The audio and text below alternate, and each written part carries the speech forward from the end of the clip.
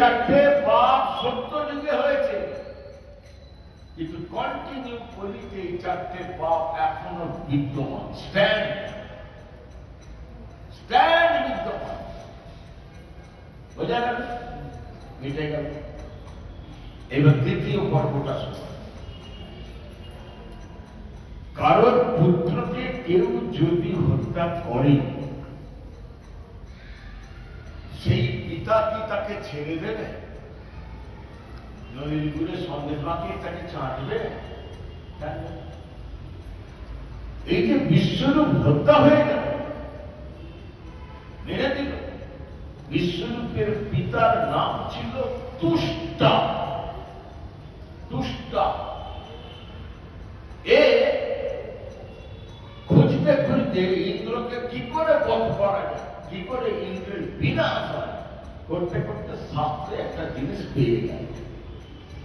কি না, একটা মন্ত্র যদি অগ্নিতে আহুতি দিয়ে যায়, মন্ত্র কন্টিনিউ অগ্নিতে মন্ত্রটা বললে পরে সেই অগ্নি থেকে এমন একজন সৃষ্টি হবে যে ইন্দ্রকে বধ করবেই করবে, এবং সে হবে বিরাট পুরুষ,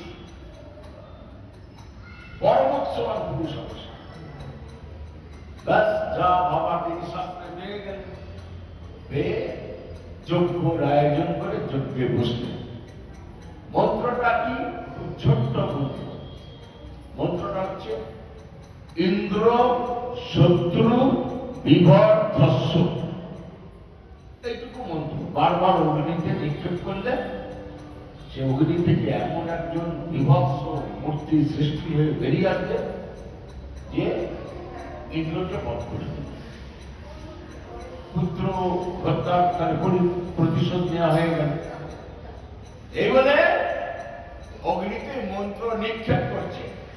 হ্যাঁ, এবার মন্ত্রটা আমি বলছি তিনবার আমি বলবো, তার মধ্যে একবার আমি ভুল বলবো, একবার আমি ইচ্ছা করে ভুল বলবো।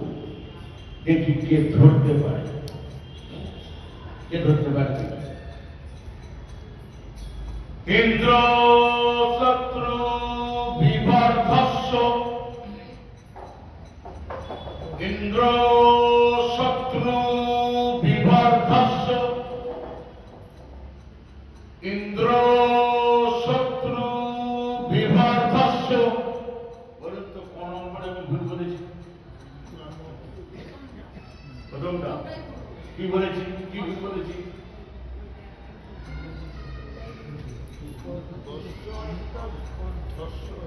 না, উচ্চারণ 100% আমি ঠিক বলেছি, কিন্তু দ্বিতীয়টায় আমি একটু ইচ্ছা করে ভুল বলেছি, উচ্চারণ ভুল বলেছি। তিনবারই আমি বলেছি ইন্দ্র শত্রু বিবর্ধস্য, তিনবারই ঠিক বলেছি, কিন্তু গলার স্বর যেটা, সেই স্বরটা আমি ভুল করেছি।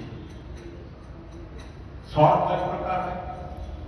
উচ্চ স্বর, মধ্য স্বর, নিম্ন স্বর, এই তিনটে স্বর আছে।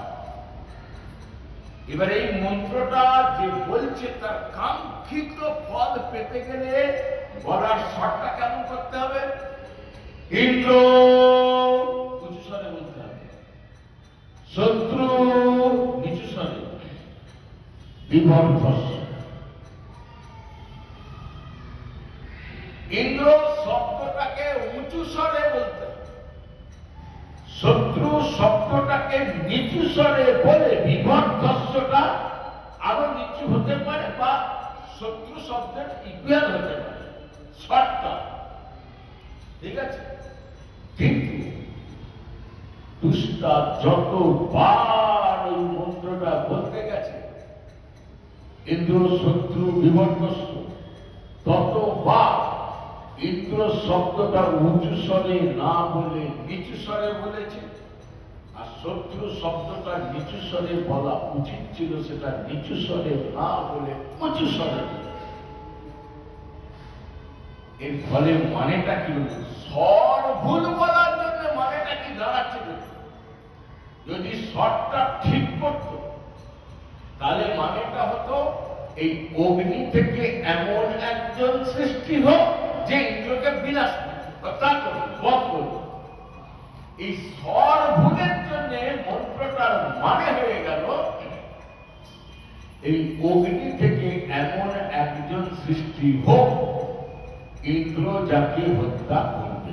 রাধে রাধে। স্বর ভুলের জন্য মানেটাই পাল্টে গেল। এবার আপনি বাড়িতে আমার মতো গোসাইকে নিয়ে গিয়ে পুজো করাবেন, গোসাই পুজোটা করে দেন,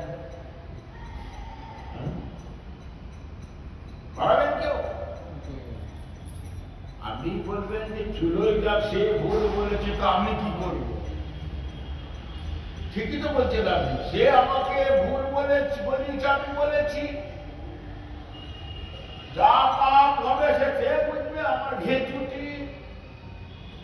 শাস্ত্র কি বলছে একটু দেখে নিয়ে ভালো করে চোখটা বুঝিয়ে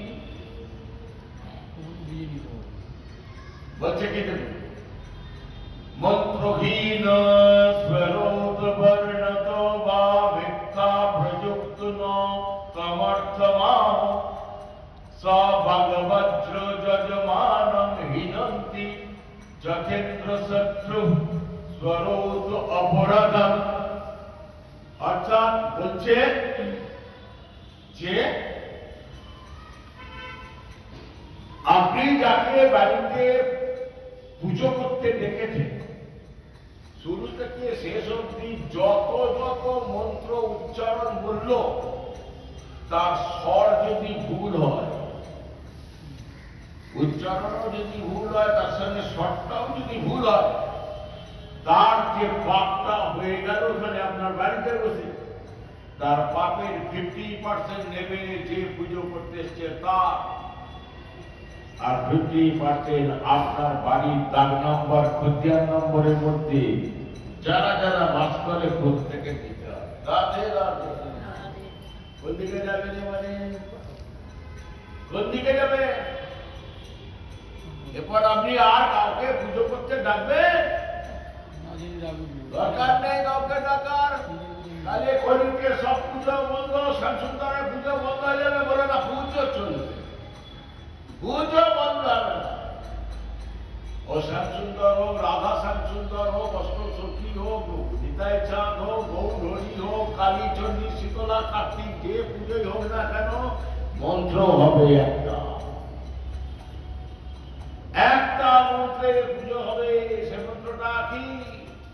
ভাগবতের 11তম স্কন্ধের 5ম অধ্যায়ের 19 নম্বর শ্লোকে দেবী মহারাজ জানতে চাইলেন করভাজন যোগীন্দ্রর কাছে যে হরিতে কোন নামে পুজো হবে, কোন মন্ত্র দ্বারা পুজো হবে। তখন করভাজন যোগীন্দ্র উত্তরে বললেন, হরিতে একটাই মন্ত্র হবে। সে মন্ত্রটা কি? ভাগবতের 11তম স্কন্ধের 5ম অধ্যায়ের 32 নম্বর শ্লোকের 2য় লাইনে উত্তরটা বলছে, যজ্ঞই সংকীর্তনই প্রায় যজন্তি হি সুমেধসা। অর্থাৎ হরিতে একটা মন্ত্রেই পুজো হবে, সেটা হচ্ছে শ্রী শ্রী হরিনাম মন্ত্র। যত মন্ত্র পুজো ভুল বলছে, ফাঁক ফোকর ফাট ছিট যা আছে, হরিনামের ধারায় সব পূর্ণ হয়েছে। যে পুজোই করার পাশে হরিনাম বসিয়ে রাখতে হবে। বাবু ফোন কর্তা নিয়ে তোরা দুজনা হরিনামটা একটু করে যা। পুজো শুরুর 8 ঘন্টা আগে হরিনাম শুরু, পুজো শুরুর শেষে 8 ঘন্টা পর হরিনাম শেষ। ঠিক আছে, তারপর পূজা। বোঝা গেল? এইবার সেই অগ্নি থেকে তো বিশাল দেহ সৃষ্টি হলো, বিভৎস কালো, বিরাট বড় বড় চোখ, লাল টকটকে জিহ্বা, লোমগুলো খাড়া খাড়া, একদম সাংঘাতিক ব্যাপার, বিচ্ছিরি ব্যাপার, বিভৎস। সে অগ্নি থেকে যখন যখন বেরিয়ে এসে পা মাটিতে ফেলছে, স্বর্গ ভক্ত পাহা ত্রিভুবন কাঁপছে, সব ধরিষ্ঠা দেবতারা ছুটি করছে, ছুটি করছে, আর তার পায়ের তলায় পড়ে সব মানুষজন সব পিঁপড়ের মতো মরে যাচ্ছে, পিঁপড়ের মতো, আর ভয়ঙ্কর হুঙ্কার দিচ্ছে। হ্যাঁ, দেখুন ছিল চিত্রকেতু গন্ধর্বরা যত বড় কৃষ্ণ ভক্ত, যারা প্রথম দিন শুনে জানেন, শিবের চরণে বৈষ্ণবের জন্য অপরাধী হয়ে অভিশাপী হয়ে গেল। এইবার যদি কারো অসুর হওয়ার ইচ্ছা থাকে, তাহলে গুরু চরণে অপরাধী হবেন, তিলকধারীর চরণে অপরাধী হবেন, বৈষ্ণব চরণে সাধু চরণে অপরাধী হবেন, হয়ে অসুর হবেন।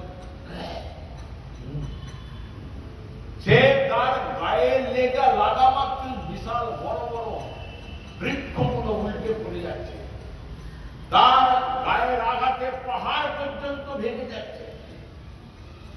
স্বর্গে দেবতারা যে যার স্বর্গ ছেড়ে প্রাণ বাঁচাতে পালিয়ে গেল একটা ওষুধের ভয়ে। ভগবান নারায়ণের বচন সব স্তুতি করলেন। ওই যে লাস্টে কিছু না থাকলে বাঁচাও সাধু বাবা, আর নারায়ণ ছাড়া কি আছে। যাই হোক, স্টপ করতে করতে ভগবান নারায়ণ ভগবান বিষ্ণু সন্তুষ্ট হয়ে দিলেন। এবার নারায়ণ তো ভগবান তো কখনো একা যান না, তার পার্শ্বদ থাকেন।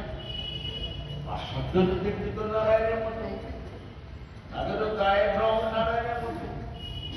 নারায়ণের যেমন চারটে হাত, শঙ্খ চক্র গদা পদ্ম, পার্শ্বদেরও তাই। এখন দেবতারা একই রকম দেখতে হাজারো পার্শ্বদের মধ্যে কোনটা স্বয়ং আসল নারায়ণ চিনল কি করে? না, ভগবানের দুটি নিজের বিশেষ চিহ্ন আছে, যে চিহ্নটা ভগবান ছেড়ে আর কারোর কাছে কোনদিন যায়নি, যাবে না। একটা হচ্ছে শ্রীবৎস চিহ্ন, ভৃগুমুনি, জানেন আপনারা? জানেন তো ভৃগুমুনি কি করেছিল? জানেন না? ভৃগুমুনির উপর স্বর্গমর্ত পাতালের ত্রিভুবনের সব সাধুরা দায়িত্ব দিয়ে মিটিং করছে। ভগবানটা কি? স্বয়ং ভগবানটা কি? মিটিং এর সিদ্ধান্ত হল ভৃগুমুনিকে দায়িত্ব দেওয়া। ভৃগুমুনি বলে এই পারবো না, কঠিন কাজ, কি ভগবান আমি কি করে বুঝবো? বলো আপনি পারবেন, আপনি যোগ্য লোক। বললো আচ্ছা ঠিক আছে, সবাই যখন বলছে দেখি আমাকে সময় দাও। ভৃগুমুনি ছিলেন রকচটা বৈষ্ণব, কথায় কথায় হুটহাট রেগে যেতেন। ভৃগুমুনি কোথায় ভাবলেন ভগবান তো হয়েছি, ভগবান যিনি আমাদের সৃষ্টি করছেন তিনি ভগবান। ব্রহ্মা সৃষ্টি করছেন, ব্রহ্মলোকে গেছে, গিয়ে দেখছে ব্রহ্মা চোখ বন্ধ করে ধ্যান করছে, কাজ উনি ভাবছে এ যদি ধ্যান করে তাহলে তো ভগবান না, এ যার ধ্যান করছে সে ভগবান হবে। এখান থেকে কোনো কাজ নেই, কৈলাসে নেই, বলা না তো ধ্যান করছে, এই মাটি খেয়েছে, তাহলে এও তো ভগবান না। এরা ঘুরছে, চক্কর খাচ্ছে, করতে করতে ক্ষীর সাগরের দিকে যাচ্ছে, যেখানে ভগবান বিষ্ণু পদ্মের উপরে এরম করে হেলে আছে, লক্ষ্মী দেবী চরণ সেবা করছে। ভগবান অন্তর্যামী বুঝতে পেরে গেছে ভিক্ষু আসছে এখানে, সব টেস্টিং করে এবার আমাকে টেস্ট করতে আসছে। লক্ষ্মী দেবীকে বলছে ভিক্ষু দিয়ে ভগবান বিষ্ণু, শোনো শোনো, আমার একজন ভক্ত আসছে, কিন্তু রকচটা ভক্ত, বুঝলেন? উঠার যাকে তাকে যা তা খুশি করে দেয়, মার ধরে দিয়ে দেয়। ও এসে যাই করুক, তুমি কিছু বলবে না, চুপ করে থাকবে। হ্যাঁ, ও যদি আমাকে এসে গালাগালো দেয়, যদি ইট পাটকে মানে তুমি কিছু বলবে না। তোমাকে মানে আমি কিছু বলবো না, চুপ বললে কেলেঙ্কারি হয়ে যাবে, ঠেকাতে পারবো না। অহম ভক্ত পরাধীন, আমি ভক্তের পরাধীন। যা করে করবে, করতে তুমি কিছু বললেই এমন গলা পাকিয়ে যাবে, আমি আর জ্বর ছাড়তে পারবো না। ছেলে মানুষ চুপ করে বলে ভগবান বিষ্ণু কপট নিদ্রা যাচ্ছে, কপট নিদ্রা ঘুমাইনি। স্বামী বুঝতে পারছি ভিগু এসছে, সামনে দাঁড়িয়েছে, ভিগু এসে ডাকছে, ওই ওই দুনিয়া রসাতলে যাচ্ছে, আর এখানে আরাম ভোগে দিয়ে করাচ্ছে।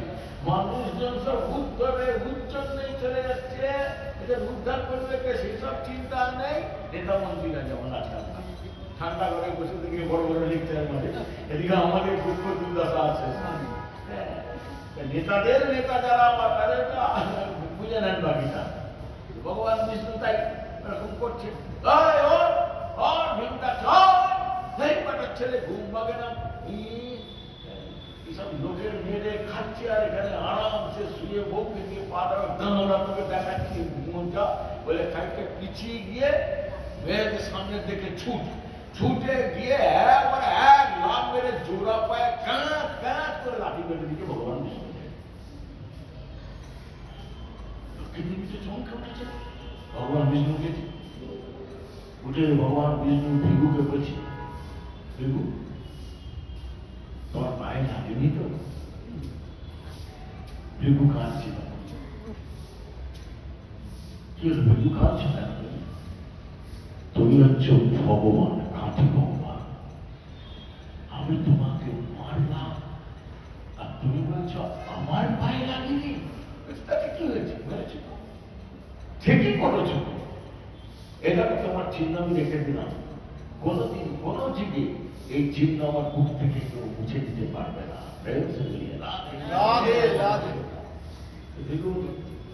সেই শ্রীবৎস চিহ্ন আর কৌস্তব মণি, এই দুটো হচ্ছে ভগবানের স্পেশাল চিহ্ন। এই চিহ্ন দুটো ভগবানকে ছেড়ে জানলেন কোন দিন কোথাও কোনোভাবে কারোর কাছে যায়নি, যাবেও না। ওই চিহ্ন দুটো দেখে দেবতারা বুঝলেন যে ইনি ভগবান স্বয়ং বিষ্ণু। তখন বিষ্ণুর কাছে তারা নিবেদন করছে বিভিন্ন ভাবে, মানে পটকানো কথা বলছে আর কি, যে আপনি তো জানেন আপনাকে কেন আমরা শরণাপন্ন আপনার হয়েছি, আপনি তো সবই জানেন, আপনার তো অজানা কিছু নেই। তো আপনি কৃপা করে যদি আমাদের সেইটা ফিরিয়ে দেন, এটা মানে স্বর্গটা, তাহলে আমরা ধন্য হবো। স্বর্গ ছেড়ে আমরা ঘুরে বেড়াচ্ছি বনে বনে। ভগবান বিষ্ণু আসছে বুঝকে বুঝকে, এসে বলছেন আমাকে সামনে পেয়ে কি চাইতে হয় এটাও আপনারা সেকেন্ডে দেবতা হয়েছেন, আপনারা জগতের কাছে পুজো নেন, আপনারা আমাকে সামনে পেয়ে কি চাইতে হয় এটা এখনো শিখলেন না। একটা নশ্বর জিনিস চাইলেন, নশ্বর মানে যা থাকবে না, যা ছিল না, কিছুদিনের জন্য স্বর্গ ফেরত চাইছেন, স্বর্গ তো থাকবে না। প্রকৃত কৃষ্ণ ভক্ত কখনো স্বর্গ সুখ চায়। ভগবান বিষ্ণু তাকে স্বর্গ ফ্রি অফ কষ্টে দিতে চাইলেও প্রত্যাখ্যান করে, চাই কেন চায় না? দেখুন, স্বর্গ সুখের পিছনে ছুটেছে যে সেই করেছে, মারাত্মক ঠকে যায়। কিরকম বলছে, স্বর্গটা কোথায়? এই পৃথিবীর মধ্যে, পৃথিবীর বাইরে স্বর্গ নয়, মানে শাস্ত্র বলছে। রবীন্দ্রনাথ ঠাকুর ভুলে গেছেন কোথা স্বর্গ কোথা নর্গ, বলে গেছে না? বলে গেছে স্বর্গ, স্বর্গ বাইরে, স্বর্গ ছিল স্বর্গ থাকবে? এই পৃথিবীটা ছিল না কিন্তু, এই পৃথিবীটা থাকবে না, বাকি সমস্ত ব্রহ্মাণ্ড থাকবে। এই পৃথিবীটাকে বলা হয় কর্মময় পৃথিবী। কর্ম করতে গেলে পাপ কিছু হবে, পুণ্য কিছু হবে। আর এই ব্রহ্মাণ্ডে যারা দেহ নিয়ে জন্মায় এই পৃথিবীতে, তাকে দেহ রেখে যেতে হবে। ঠিক আছে? তো স্বর্গসুখটা কেমন না, ধরুন আপনি একটা কৃষ্ণনগরের ঘূর্ণি থেকে, ঘূর্ণি, কৃষ্ণনগরের ঘূর্ণির পুতুল হচ্ছে পৃথিবী বিখ্যাত। একটা এইটুকু পুতুলের দাম দেখা যাবে যে ৫-৭ লাখ টাকা, আবার হয়তো ৫০০ টাকাও আছে। সেরকম ঘূর্ণি থেকে একটা ২ লক্ষ টাকা দিয়ে পুতুল নিয়ে সে কাঁচের শোকেসে রেখে দিয়েছে। পাড়ার লোক দেখতে আসছে, খুব প্রশংসা করছে, আপনারও গৌরব বোধ হচ্ছে, খুব ভালো কথা। রাত্রে শোয়ার সময় পুতুলটাকে কাছে নিয়ে শোন, বাড়ি গিয়ে কাজের শেষে খেতে বসে পুতুলটাকে খাওয়ান, কথা বলেন, দুটার কথা বলে না, হচ্ছে এরকম ভাবে চলছে। তো হঠাৎ ২, ৪, ৫, ৭ বছর পর আপনি মুখ হাঁড়ি করে পাড়া দিয়ে যাচ্ছেন, জনৈক ব্যক্তি আপনাকে জিজ্ঞেস করছে যে কদিন ধরে দেখছি তোর মুখটা হাসি খুশি নয়, কিছু হয়েছে না? কিছু বললো হ্যাঁ। বলে কি হয়েছে? বললো সেই ২ লক্ষ টাকা দিয়ে পুতুলটা দিয়েছিল। বলে হ্যাঁ, সে তো সবাই এখনো প্রশংসা করে। আর প্রশংসা করিস না কেন, কি হয়েছে? সেই পুতুলটার না রংগুলো না আস্তে আস্তে উঠে যাচ্ছে আর মাটিগুলো ঘষে যাচ্ছে।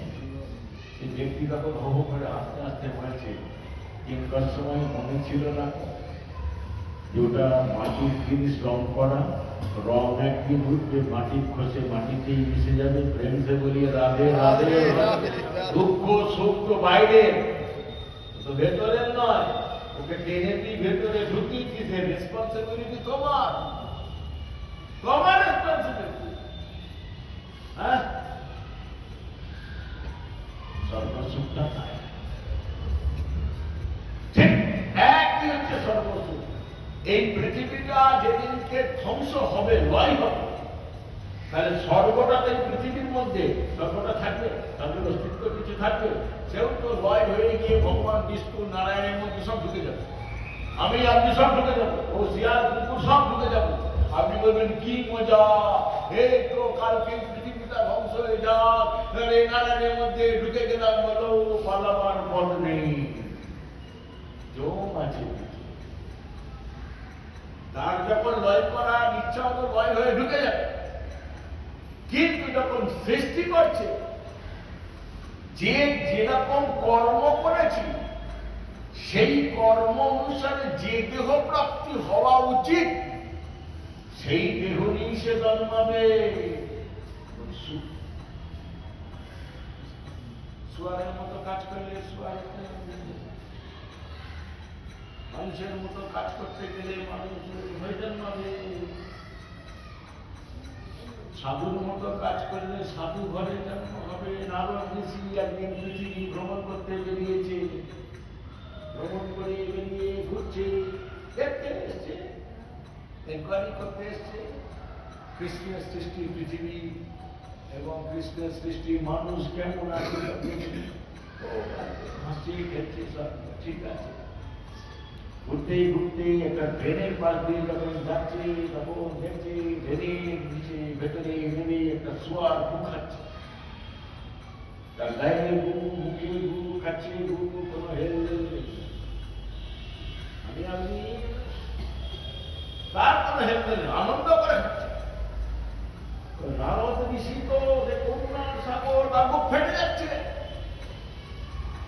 এ ভগবান গোবিন্দের কেমন সৃষ্টি, মুখ কখনো খাবার হয়।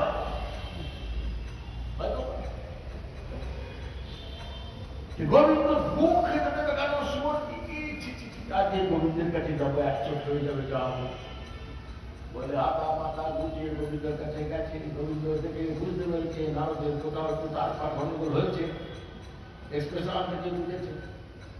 বলছে দেবশ্রী বাদ কিছু বলতেন, বলবো বলে কি বলছেন?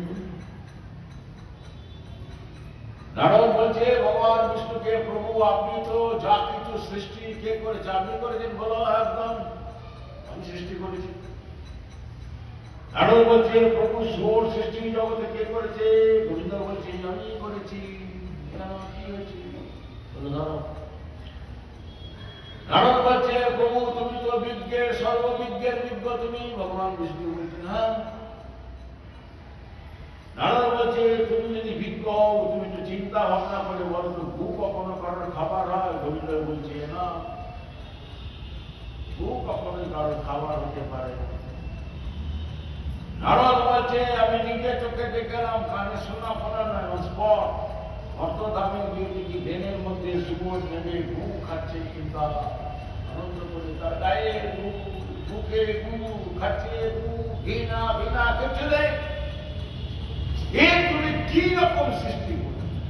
তুমি নিজে বলছো শুয়োর আমি সৃষ্টি করেছি, তুমি নিজে বলছো ভূ কারোর খাবার নয়, কিন্তু আমি তো দেখি না। এটা কি মীমাংসা করবে? করো, এখনই করতে হবে মীমাংসা।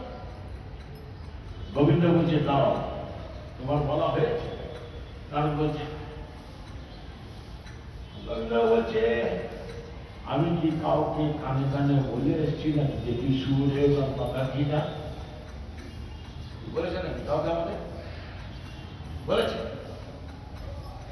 আমার বিভিন্ন ডাইস আছে, ছাঁচ আছে, যে যে ছাঁচটায় ভাল লাগে সে সেই ছাঁচে ঢুকেছে, সে সেই রকম দেহ পেয়েছে। ছাঁচ মিন্স ভালো খারাপ অজস্র পথ আছে।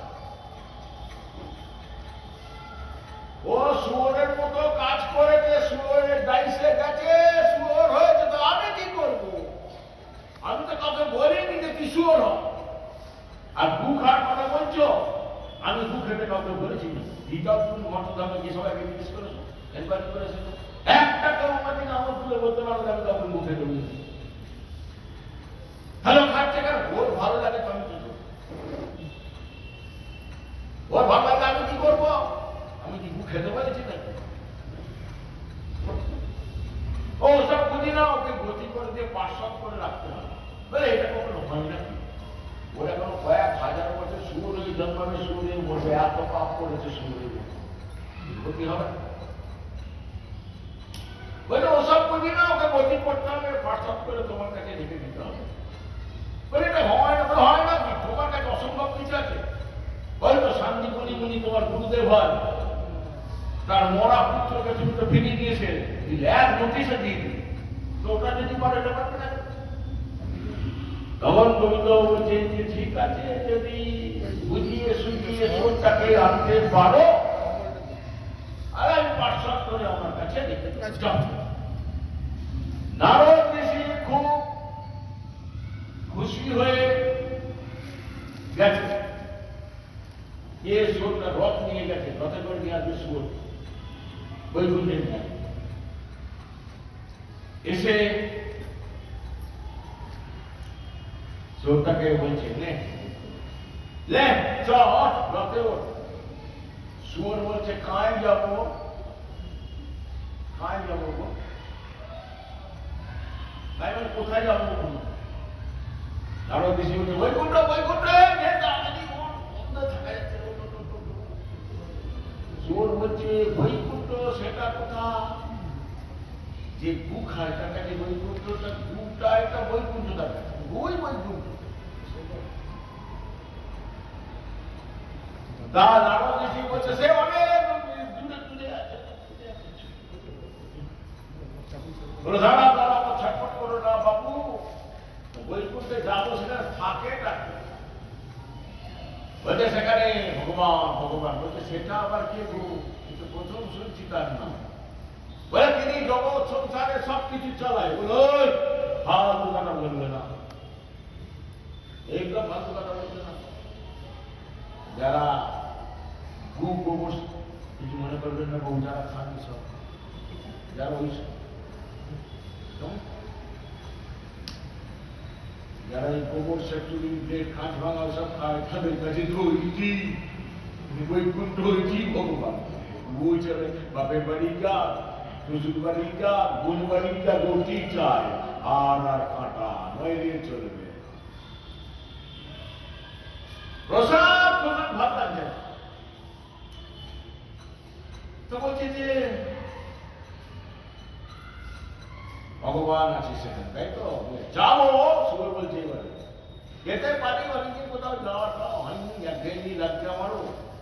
আমার একটা শর্ত আছে, নানু বেশি বলছি বারে তুইও শর্ত দিবি, আর তাড়াতাড়ি বল বলে ওট ওট রথে হোক, তাহলে বল কি শর্ত।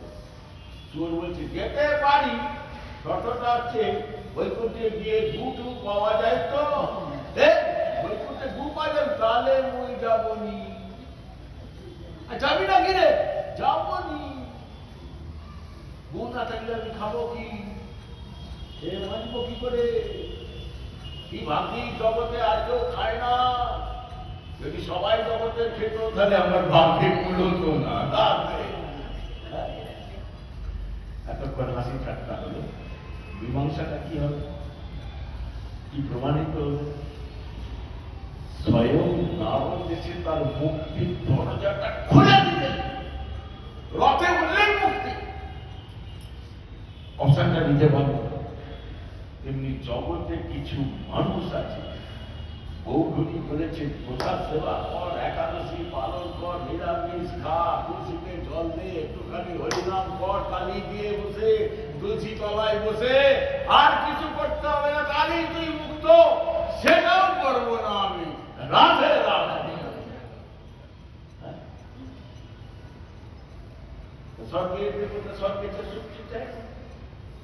নম্বর 2, সর্বসুখটা হচ্ছে পুণ্যের বিনিময়ে সুখ কেনা হয়। পুণ্যের বিনিময়ে সুখ কেনা হয়। আপনার বাড়িতে কোনো অনুষ্ঠান আছে, পকেট ভর্তি করে টাকা নিয়ে বাজারে কিনছেন, কলকাতা শ্যামবাজার ফরিয়া গিয়ে কিনছেন, যত তত পয়সা কি হচ্ছে, কমছে না বাড়ছে? কমছে। কমতে কমতে পকেট যখন শূন্য হয়ে যাবে, কোনো দোকানদার আপনাকে থাকতে দেবে? আপনার মধু খাওয়া শেষ, অন্য মধু যখন ঘরে ঢুকবে কাস্টমার, আপনার কোনো দাদা দাদা প্লিজ প্লিজ এবার দোকানটা খালি করুন। হ্যাঁ, আর যাই আছে ব্যাক টু হোম। তেমনি জগতে, ইহজগতে এমন কিছু কর্মমার্গের অনুষ্ঠান আছে যেগুলো করলে পুণ্যি লাভ হয়। হতে হতে জন্ম জন্মান্তর পর পুণ্যির ঘরটা যখন বিলাপ হয়ে যায়, তখন আমরা স্বর্গে গিয়ে ঠাঁই হয়। স্বর্গে যখন পৌঁছাচ্ছে, সঙ্গে সঙ্গে সর্বসুখ পাওয়া স্টার্ট হয়ে যাবে। কিন্তু যেমন জিনিস কিনতে যত কিনছে তত পয়সা খরচ হচ্ছে, তেমনি সর্বসুখ যেমন স্টার্ট হলো, আপনার পুণ্যিও খরচ হবে। খরচ হতে হতে হতে যেদিকে পুণ্যের ঘরটা পুরো চিরু হয়ে যাবে, তখন ওইখান থেকে ছুঁড়ে ফেলে দেবে, আবার 84 লক্ষ সুর বিড়াল কুকুর হয়ে জন্মাতে হবে। কে এগিয়ে আছে? হাত তুলে নেবে। এগিয়ে আছে? তাহলে সর্বসুখের পেছনে ছেটে যারা অতত্ত্ব ব্যক্তিরা, অতত্ত্ব। নম্বর 3, সর্বসুখটা রসিক মহাজন বলছেন চুলকানি ঘায়ের মতো। চুলকানি ঘাটা কেমন?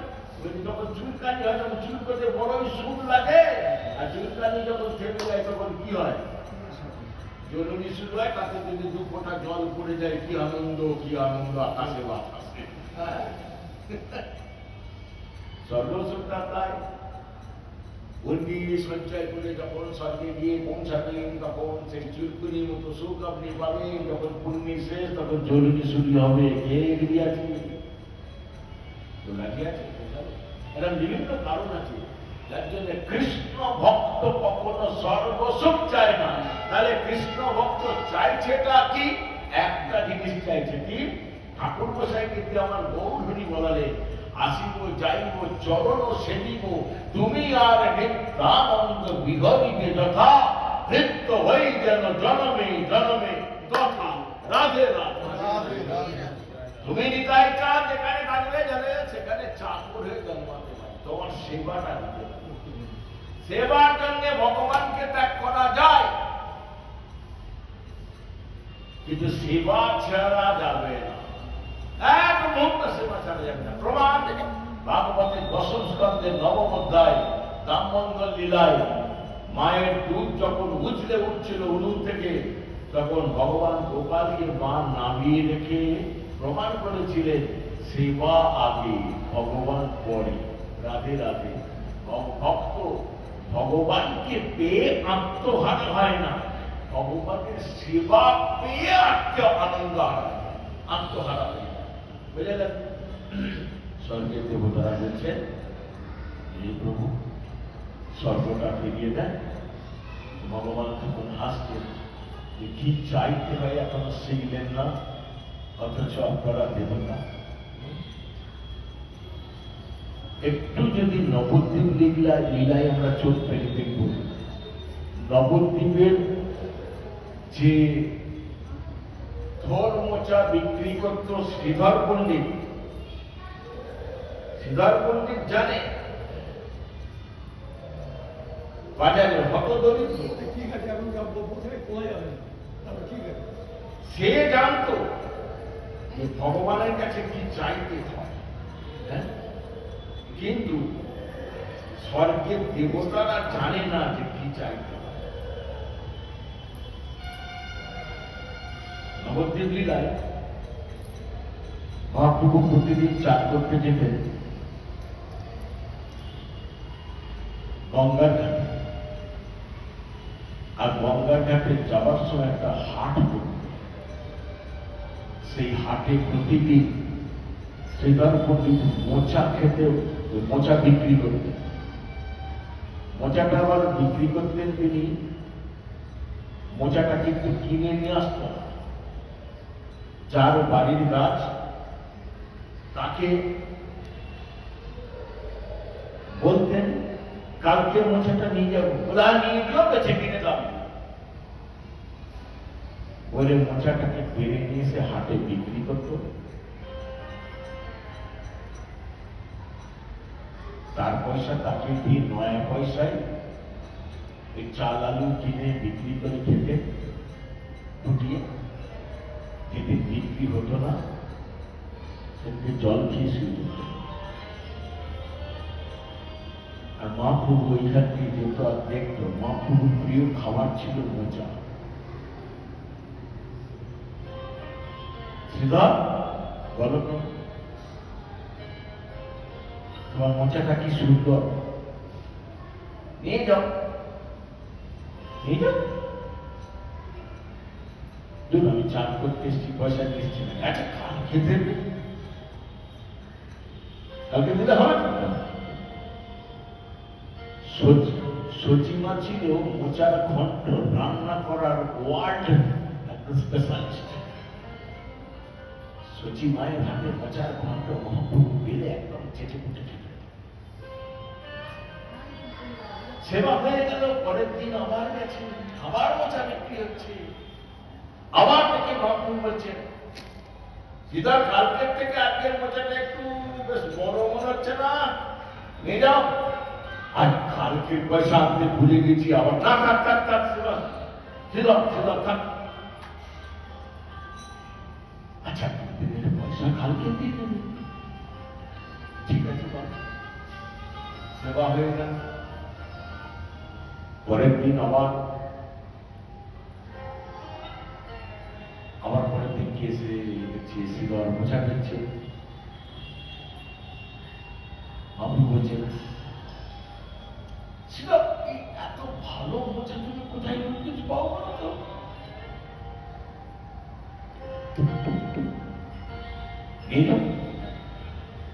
3 দিনের পয়সা বাকি আছে। না না থাক থাক থাক, পয়সা নেই তারপর না প্রভু নিয়ে নাও না, কালকে দিয়ে দেবে, কি আছে, তুমি তো রোজই যাও। আবার মাঝখানে কোনদিন চেয়ে বলবেন না দিয়ে বলো না আমি চাইব, এই রোজ কাল দেবো কাল দেবো কাল দেবো কাল দেবো, শ্রীবাস জানে আর যাই হোক ধার খাবার লোক তুমি নও। রাধে রাধে।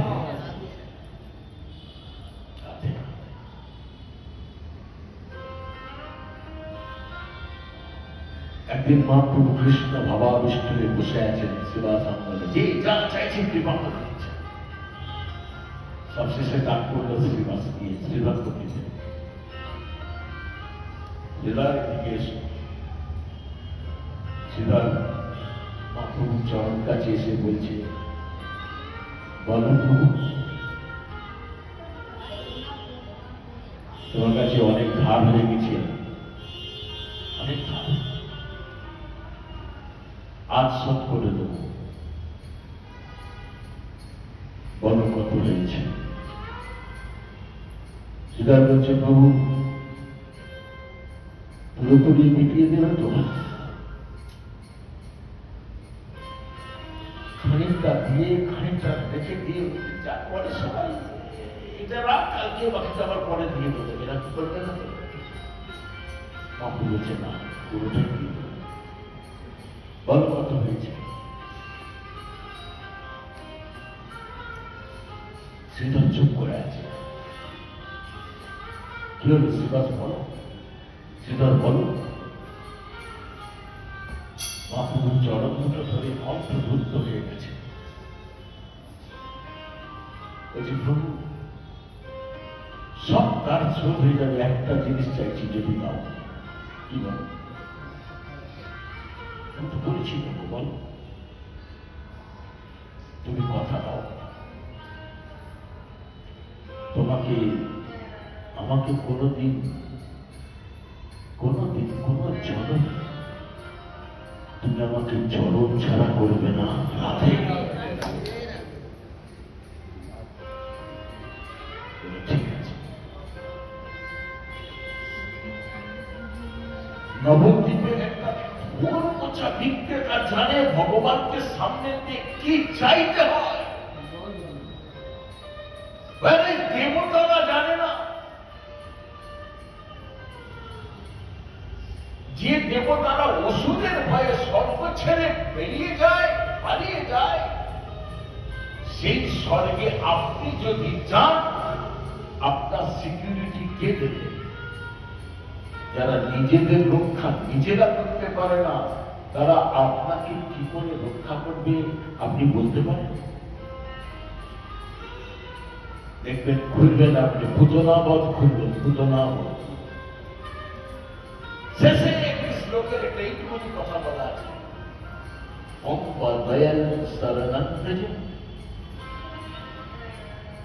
কে এমন জগতে মূর্খ আছে এরা ভগবান কৃষ্ণ ছাড়া অন্য দেবতাদের পুজো করে? সত্য সে, আমি এত মূর্খ নয়, তাই আমি কৃষ্ণ ছাড়া কাউকে বুঝি না। পুতনা পুতনা পুতনা বলছে। পুতনাকে জিজ্ঞেস করা হচ্ছে বৃন্দাবনে, ও পুতনা, বলো কি বলবে? পুতনা, তোমার তো বৈকুণ্ঠে ধাত্রী গতি হয়ে গেল, আমাদের গতি কি হবে? পুতনা বলছে, কেন হবে? আরে দু ভাই, কি করে হবে? ছাই মাছ খাই, খাদ্য খাই, খেয়ে কি আর বৈকুণ্ঠ কৃপা পাওয়া যায়? পুতনা বলছে, পাবে না কেন? আমার থেকে নিকৃষ্ট খাদ্য বস্তু যে খেয়েছে জগতে দেখো, কেন তো পুতনা তুমি কি খেতে? পুতনা বলছে, শিশুদের জন্মাবার সঙ্গে সঙ্গে বুক চিরে তাদের তাজা রক্ত আমি পান করতে হয়। এত নিকৃষ্ট খাবার, না না না, তাহলে এত নিকৃষ্ট খাবার খেয়ে যদি আমি বৈকুণ্ঠের ধাত্রীগতি পাই, তোমরা কেন পাবে না? আচ্ছা, সে নাই বুঝলাম, বুঝো না, বলো এত নিজ স্কুলে জন্মগ্রহণ করে আমরা কি সব পাবো? পুতনা বলছে, আমার চেয়ে নিজ স্কুলে জন্মেছে কেউ একটা দেখো। কেন গো পুতনা, তোমার কোথায় জন্ম? বলছে, আমার জন্ম রাক্ষস স্কুলে, প্রেম সে বলিয়ে রাধে। আমি যদি পারি রাক্ষস স্কুলে জন্মে, থেকে তো নিজ স্কুল নেই, তুমি মনুষ্য স্কুলে জন্মগ্রহণ করে পাবে না কেন? ঠিক আছে, পেশাগত কারণ তো খুব খারাপ, অতি নিম্নমানের পেশার সঙ্গে যুক্ত আছি, এরা পেশার সঙ্গে যুক্ত হয়ে কি ভগবান পাওয়া যায়? সুতরাং বলছে, আমার থেকে খারাপ পেশা জগতে কেউ করেনি। কি কি পেশা তোমার? আমার পেশা হচ্ছে যত শিশু জন্মায় তাদের হত্যা করা, এটা আমার পেশা। তাহলে বাবু ঘটনা যাত্রীগুলি পেয়েছি, আমরা পাবো না কেন? প্রত্যেক ঘটনা কিন্তু আমাদের এসব খেতে পারেনি, ঘটনা নিজে বলেছে যা খেয়েছো ভুলে যাওয়ার খেয়েও না, নিজ খুঁজে জন্মেছি ভুলে যাও, ওটা মনে রেখো না, শুধু গোবিন্দ নাম করো। গোবিন্দ তোমার বাড়ির দরজার সামনে দাঁড়িয়ে আছে, গোবিন্দ নাম না করলে সে তোমার কাছে আসবে কি করে? তুমি সংসারে জীব কাঁদছ দুঃখে কষ্টে, আর তোমার কষ্ট দেখে তোমার থেকে অনেক বেশি কাঁদছে তোমার জগৎ স্বামী কৃষ্ণ, যে আমাকে একবার ডাক আমি তোকে রক্ষা করবো, একবার সেটা হবে না। ভগবান বিষ্ণু তাদের স্বর্গ ফেরত দিয়েছিলেন, ফেরত দিয়েছিলেন। বৃত্তাসুরের সঙ্গে দেবতাদের প্রবল যুদ্ধ হয়েছিল, প্রবল বিভৎস। ভগবান মুনি দধিচির অস্থি, ভগবান বিষ্ণু বলে দিয়েছিলেন দধিচি মুনির অস্থি থেকে যে অস্ত্র তৈরি হবে সেই অস্ত্রের ধার হব আমি, এরাও তোমার হাতে উঠতে থাকবে এই অস্ত্র ইন্দ্র, আর তোমার হাতেই বৃত্তাসুর হত্যা হবে, বধ হবে। বৃত্তাসুর তোমার হাতেই বধ হবে। এরপর যখন ভগবানের অস্ত্র যদি আপনার হাতে থাকে, আপনাকে কেউ ঠেকাতে পারবে? যুদ্ধটা তো আপনি করছেন না, করছেন ভগবান। সেই সময় ইন্দ্রের অস্ত্রের আঘাতে হাত দুটো তার পিঠে চলে গেছে, পা গুলো নেই, দেহ ক্ষত বিক্ষত, আর সেই মুখ দিয়ে ফেনা বেরোচ্ছে, রক্ত খাচ্ছে। তখন ঠিক সেই মুহূর্তে অবধারিত মৃত্যু জেনে সেই সময় যে আমি অনুরোধ করবো প্রত্যেককে, ভাগবতের ৬ষ্ঠ স্কন্ধে, কত নম্বর স্কন্ধ? ৬ নম্বর, ৯ম অধ্যায়ে, কত নম্বর অধ্যায়? ৯ম অধ্যায়, ২৪, ২৫, ২৬, ২৭ এই ৪টে শ্লোক। জীবনে আপনাকে কিছু করতে হবে, কিচ্ছু না। এই ৪টে শ্লোককে বুকের উপর নিয়ে রাত্রে শুয়ে পড়বে, একবার দেখবেন, দেখে নিয়ে শুয়ে পড়বে। ঘুম আসবে যখন বুক থেকে নামিয়ে বিছানার পাশে, বালিশের পাশে রেখে দিয়ে হাত রেখে শুয়ে পড়বে। সকালে ঘুম ভাঙবে, আর একবার দেখে নিয়ে বিছানা ছেড়ে উঠে পড়বে।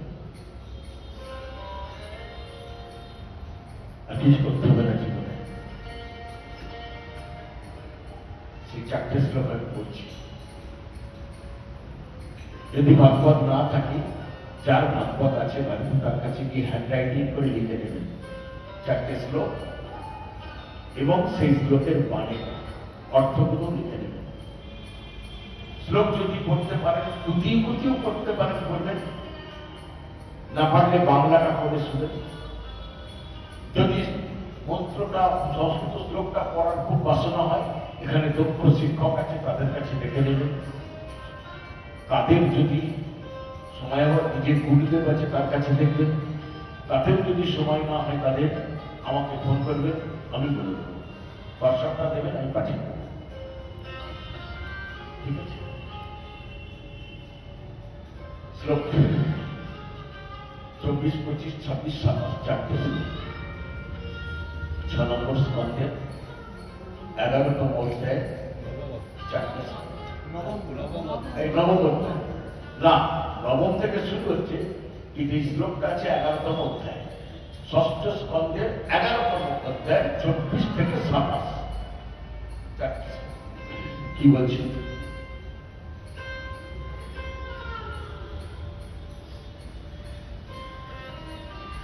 অহম হরে তব পাদৈক মূল দশানুদাস ভবিতস্মিন ভুব মনস্মরত আস্পতির গুণ কৃণিত বা কর্ম করত কায়। মানে কিছুক্ষণের অর্থাৎ 1-2 মিনিটের মধ্যে মৃত্যু।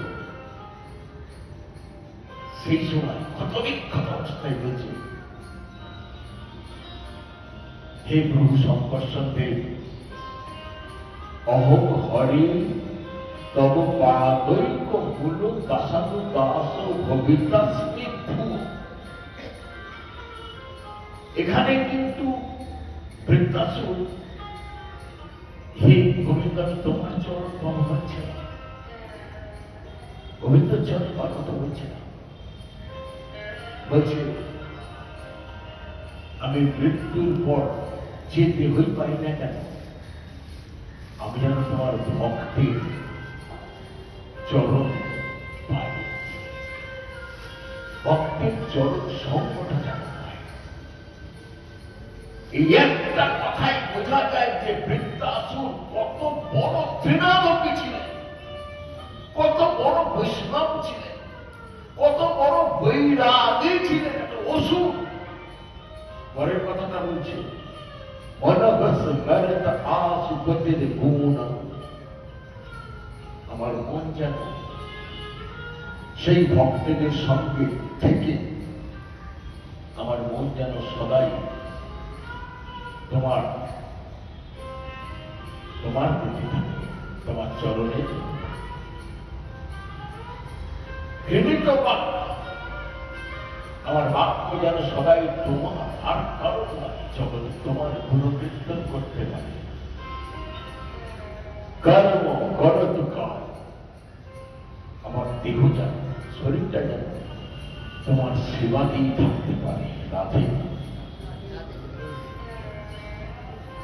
কাই মোর বাক্য যেন, আমার মন যেন তোমার গুণগান, বাক্য যেন তোমার গুণকীর্তন, শরীর যেন তোমার সেবা, আর সঙ্গটা যেন আমার তোমার ভক্ত সঙ্গ হয়। তো অসুর বলছে দেখুন, ভজন হচ্ছে ভাব প্রধান,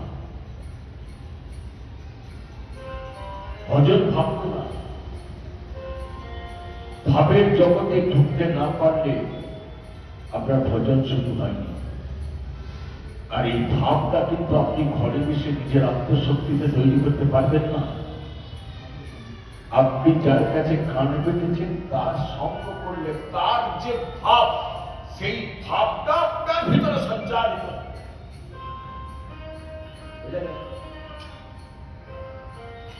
পরের শ্লোকে বলছেন নাক পৃষ্ঠম চ বর্ম ইষ্টম ন সার্বভৌম ন রসিক রস অধিপত্যম ন যোগ সিদ্ধির অপূর্ণ ভবং বা সমঞ্জস্য বিরহস্য কাঙ্ক্ষে। এটা 25 নম্বর শ্লোকে বলছে। কি বলছে? হে প্রভু শঙ্কর্ষণ দেব, আপনাকে ছেড়ে আমি স্বর্গলোকটাও যদি আপনাকে দিয়ে দেন, আমাকে গোটা স্বর্গটা যদি দেন, আমি চাই না। প্রত্যাখ্যান করছি, কোন কিছুর বিনিময় না। আপনি যদি আমাকে ফ্রিতেও দেন, আমি চাই না। আর কি, আমি পৃথিবীর আধিপত্য, গোটা পৃথিবীর রাজা আমি চাই না, বাসনা নেই। আপনি যদি দেন, আমি দেব না। আপনি যদি আমাকে পাতালের অধিপতি করে দেন, আমি ওটাও চাই না, আমার প্রয়োজন নেই।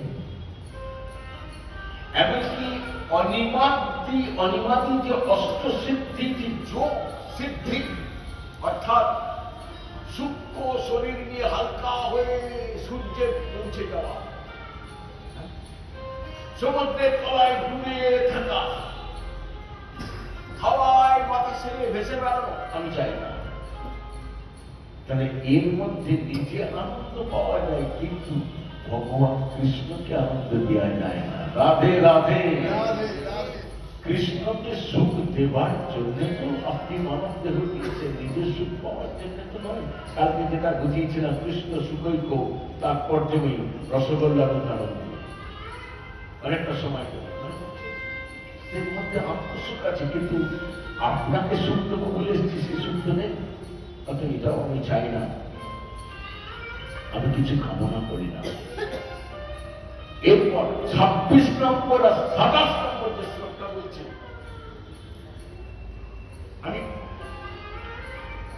আমি বলছি পড়তে পড়তে কোনো না কোনো একদিন দেখবেন আপনার চোখ দিয়ে জল বেরোবে, যদি বেরোয় বুঝবেন কাজ হয়েছে। 26 আর 27। 26 নম্বর শ্লোকটা কি আছে জানেন? ভগবানের চরণ পেতে গেলে কেমন করে অপেক্ষা করতে হয়, এই 26 নম্বর শ্লোকে দেওয়া আছে। ভগবানের চরণ পেতে গেলে কেমন করে অপেক্ষা করতে হয়, এত ভালো করে গোটা ভাগবতে কোন চরিত্র বলতে পারেনি। যা বলেছি 6ষ্ঠ স্কন্ধের 11তম অধ্যায়ে 26 নম্বর শ্লোকে বৃত্তাসুর বলেছেন। কি বলেছেন?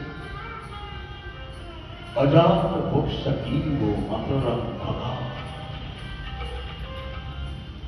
অজাত ভোক্সা মাতরং খগা মানে কি? হে প্রভু শঙ্কর্ষণ দেব, ভোরের আলো ফুটতে না ফুটতেই একটা পাখি যখন বাসা ছেড়ে দূর দেশে চলে যায়, তার বাচ্চাগুলো সে মায়ের মমত্বতে চেয়ে চেয়ে থাকে সারাদিন। এই বুঝি মা ফিরল, এই বুঝি মা ফিরল।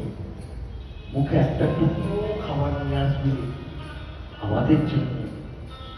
সেই খাবারটা খেতে খেতে মায়ের সঙ্গে মিলনের সুখ সাগরে ভেসে যাবে।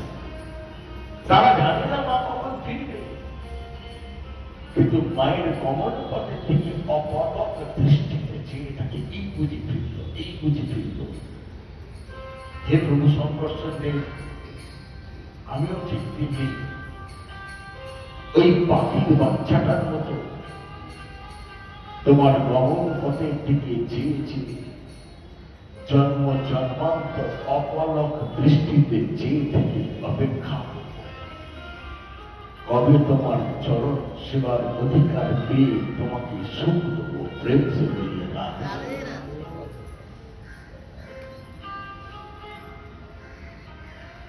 স্তন্দন যথা বৎসোদরক সুধান্তা, পরের লাইনে বলছে বিকাশ। হে প্রভু শঙ্কর্ষণ দেব, একটা গাভী যখন চলে যায় ঘরের আলো ফুটতে না ফুটতে দূর সেই গঠে, আর সেই শাবকটা অপলক দৃষ্টিতে মায়ের গমন পথের দিকে চেয়েছে, তাকিয়ে থাকে, এই বুঝি মা ফিরল, এই বুঝি মা ফিরল। মা ফুটবে ফিরবে, বাঁট ভর্তি দুধ নেই, সেই বাঁটে মুখ দিয়ে দুধ পিওতে পিওতে আনন্দের মিলন সুখ সাগরে আমি ভেসে যাব। হে প্রভু শঙ্কর্ষণ দেব, ওই সাগরটার মতো আমিও আপনার গমন পথের দিকে চেয়েছি, অপলক দৃষ্টিতে জন্ম জন্মান্তর অপেক্ষা করি। কবে তুমি আসবে চরণ দুটি পাওয়া, মিলনের সুখ সাগরে ভাসব। পরের লাইনে হয়েছে, প্রিয়ম প্রিয় ভূষিতম বিষণ্ণ মনোহর বৃন্দাক্ষ দেবদুঃসহে ত্বম। হে প্রভু শঙ্কর্ষণ দেব, একটা প্রিয়াকে ছেড়ে তার প্রিয় যখন দূর দেশে চলে যায়,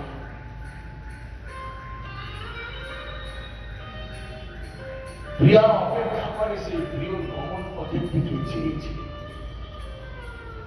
এই বুঝি ফেলল, এই বুঝি ফেলল, অপলক দৃষ্টিতে চেয়ে থাকে। প্রিয় ফিরলে প্রিয়র সঙ্গে মিলনের সুখে মিলে একাকার হয়ে গিয়ে সেই প্রিয়টাকে সুখের সাগরে ভাসাবো, আমিও ভাসবো। হে প্রভু শঙ্কর দেব, ওই ক্রিয়াটির মতো আমিও তোমার অমর পথের দিকে চেয়ে চেয়ে জন্ম জন্মান্তর অপেক্ষা করব, অপর দৃষ্টিতে চেয়ে কবে তোমার চরণ সেবার অধিকারী হয়ে তোমাকে আমি সুখ তুলে দিলাম। এটা 26 নম্বর শ্লোক। এই শ্লোকটাও লিখবেন এবং ভগবানের চরণ পেতে গেলে কিভাবে অপেক্ষা করতে হয় এত ভালো করে কেউ ভাগবতে 18,000 শ্লোকে কোন চরিত্রই করতে পারে এই কেউ। 27 নম্বর শ্লোকে হয়েছে মম উত্তম শ্লোক জনে সুসক্ষম সংসার চক্রে ভ্রমত स्वकर्मभि तन्मया या आत्मज द्वार केह स आसक्त चित्तस्य मनात भुवा। दत्तासुर বলছে, হে প্রভু শঙ্কর দেব, অসুর কেন আরো নিজ কুলে যদি আমাকে জন্মাতে হয় আমি প্রস্তুত।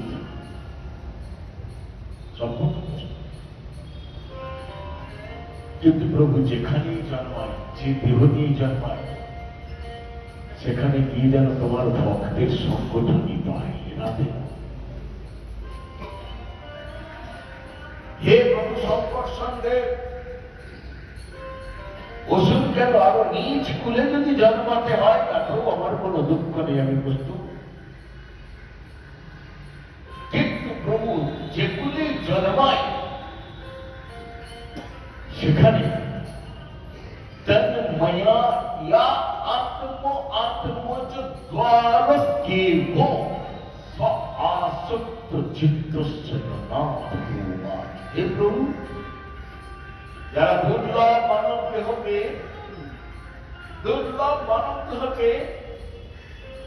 যে দেহটাকেই আমি বলে জানি, এই দেহটাই আমি, তুমি যে তার ভেষজে বসে আছো, তোমাকে কত অবহেলা করে না, তবু তাদের তুমি কিছু বলো না। তুমি কোনো কর্মে লিপ্ত হও না, কিন্তু প্রত্যেকটা কর্মের তুমি সাক্ষী থাকো।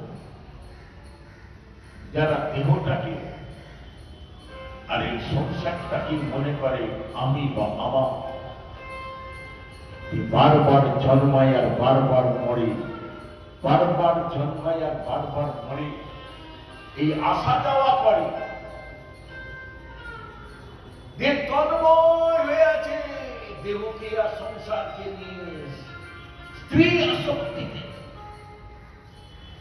সংসার আসক্তিতে।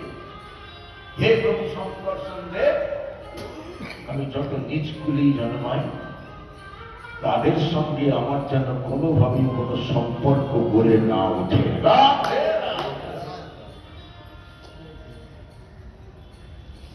কি প্রমাণ করলে শ্লোকে? দুর্লভ মানব দেহ পেয়ে কেউ যদি সর্বসদ্গুণের অধিকারী হয়, কিন্তু কৃষ্ণ ভজন যদি সাধু সঙ্গ গুরু সঙ্গে সে না করে, তার সঙ্গে আমার সম্পর্ক নেই। কিন্তু দুর্লভ মানব দেহ পেয়ে তার কোন গুণ নেই, তাকে জগতের সবাই ছি ছি ছেঁচা রে রে করে, অবহেলা করে, অবজ্ঞা। কিন্তু সে একটা সাধু সঙ্গ, একটা সদ্গুরুর সঙ্গে ভগবানের নাম শ্রবণ কীর্তন করে, তার চরণে আমি জন্ম জন্মান্তর আমার মাথাটা দিয়ে রেখে দেব। ভক্তি না থাকলে এই কথা কেউ বলতে পারে? প্রথম দিন যারা এসেছিলেন তারা জানেন, পার্বতী দেবী বলেছিলেন তথাস্তু, ভক্তি নষ্ট হবে না। ভক্তি আমাদের প্রত্যেকের মধ্যে আছে। বৃদ্ধাসুরের মৃত্যু হয়েছিল, তার অপরাধ শেষ হয়েছিল এই জন্মেই। সেই শুদ্ধ দেহটা পেয়েছিল, সেই ভক্তি নিয়েই আমার পেয়েছিল। মাঝখানে এই ওষুধ দেহটা তার একটা সামান্য অপরাধ, যার জন্য ভক্তিটা তার চিত্তে আবরিত ঢাকা পড়ে গিয়েছিল। ওই জন্য প্রথম দিন করেছিলাম শাস্ত্রের ভাবধারায় ভক্তি না থাকলে কেউ মানব দেহ পায় না। শুধু কাঠি শুধু দেশলাই থাকলে চলে, একজনকে ঘর্ষণ করতে, তাই না? সেই কাঠি দেশলাই সবই আছে, ঘর্ষণটা যে করে আগুনটা চলবে আমার ভক্তিটা লাগানো, সেটি হচ্ছে সাধু, সেই হচ্ছে আমার সর্বগুরু। রাধে হ্যাঁ, মনে থাকে ভগবানের বাপ পত্র পেয়েছিলেন, একটা ওষুধ যদি পাই আমরা পাবো না, তাহলে ওই 4টে শ্লোক আজ হোক কালকের মধ্যে লিখে নেবেন। কেন বলছি, কেন কাল বলছি না আজ বলছি না? কালকের দিনটা আমার জীবনে নাও আসতে পারে। পৃথিবীতে দুজন ভাগ্যবান পুরুষ আছে, তারা জানতে পেরেছিল তাদের মৃত্যুটা কখন হবে। কে সেই দুজন? এই দুজনকে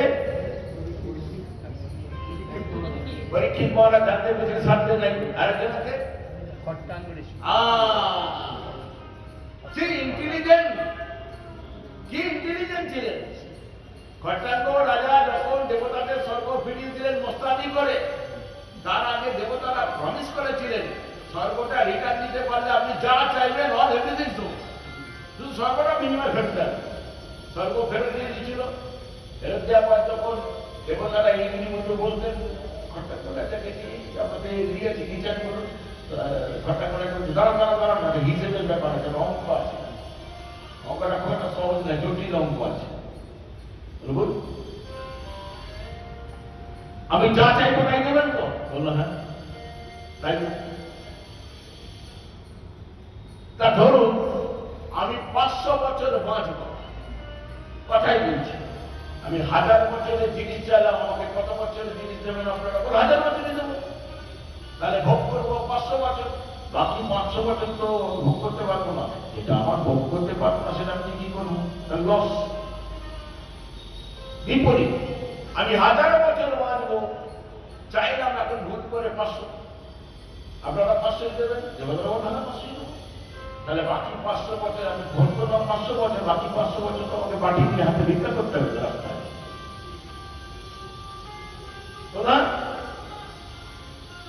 তো আপনারা তো দেবতা গণনা করতে পারেন, গণনা করে যদি বলুন আমি কতদিন বাঁচবো, দেবতারা বলতো ওকে, সাধারণ ব্যাপার করে দিচ্ছি।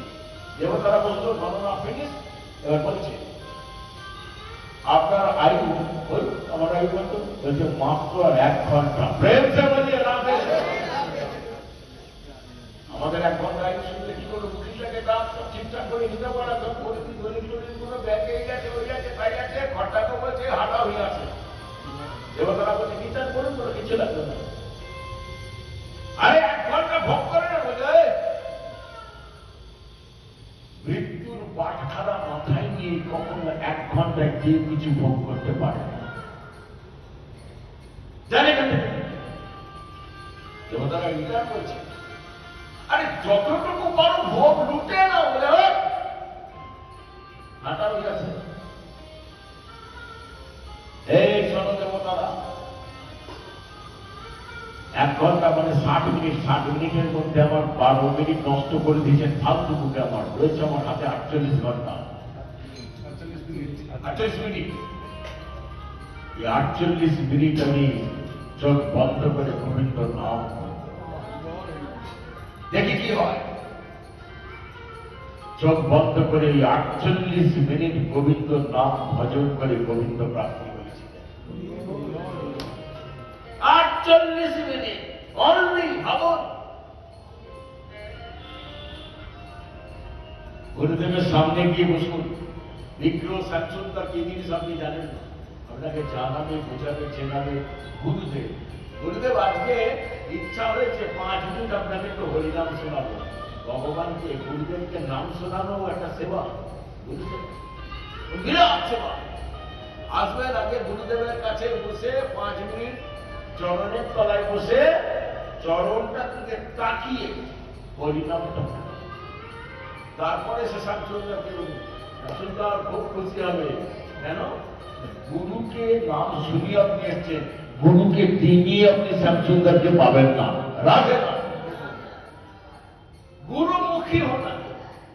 গুরুদেব কোথাও চলে গেছে, গুরুদেবের ফটোর সামনে বসুন। গুরুদেব যে ঘর থেকে তালা মারা দরজার সামনে বসুন। বৃষ্টি পড়ছে, ঝড় হচ্ছে, ও আমি মরবো কি বাঁচবো তো কান যেদিনকে গুরুদেবের কাছে দিয়েছি সে তো গুরুদেবকে ইজারা দিয়ে দিয়েছি, গুরুদেব বুঝবে। রাখতে হয়, রাখতে পারতেন। গুরুদেবের বন্ধ দরজার সামনে বসে 5 মিনিট গান শোনান না, কালি দিয়ে চলে আসেন।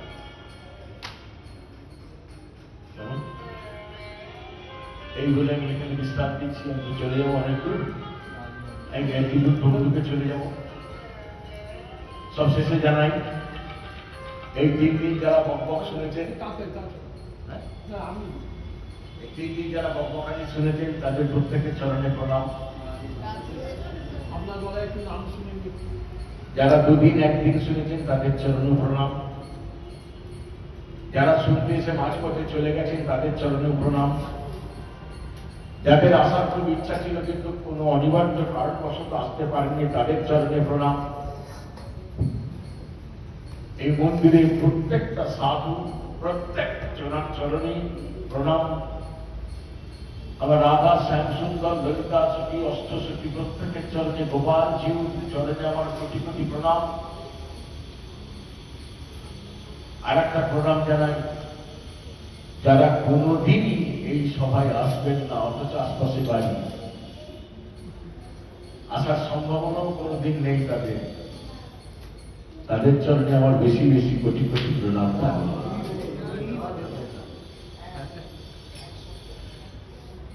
ঠিক আছে,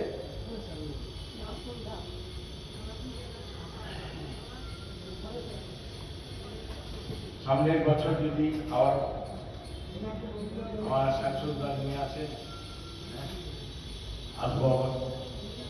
ঠিক আছে, কোনো কিছু জানার থাকলে কাউকে জিজ্ঞেস করবেন না, গুরুদেবকে জিজ্ঞেস করবেন। গুরুমুখী আপনার যা কিছু জিজ্ঞাসা সব গুরুদেবের কাছে।